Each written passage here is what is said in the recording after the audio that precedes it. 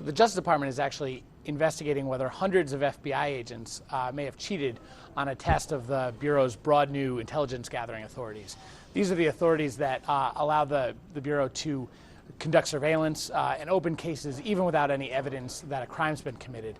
And these rules are somewhat controversial because these are rules that civil rights groups and members of Congress are concerned would allow the Bureau to open cases against civil rights groups, religious organizations, war protesters, anybody who fits a racial profile.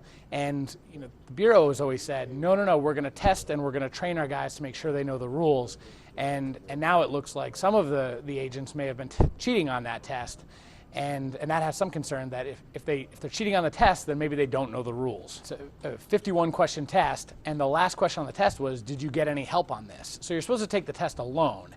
But what people were doing was they were taking the test in groups. In one instance, we were told that agents actually printed up the test in advance and used it as a study guide. A number of agents actually finished the test unusually quickly, which is now being looked at as how did they finish that test so quickly.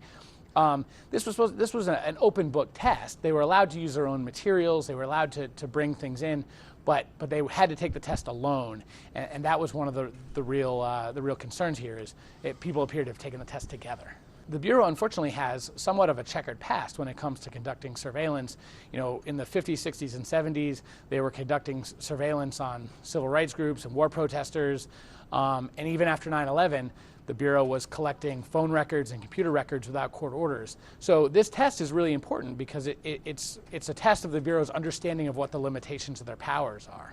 So FBI Director Robert Mueller was actually up on Capitol Hill today testifying and acknowledged to Congress that he's aware that there's an investigation. He says he's aware that there are allegations of people cheating, but he doesn't know how widespread it is. He's awaiting a report from the Inspector General. But his acknowledgement that this could be widespread is the first acknowledgement of, publicly about the size of the potential problem here.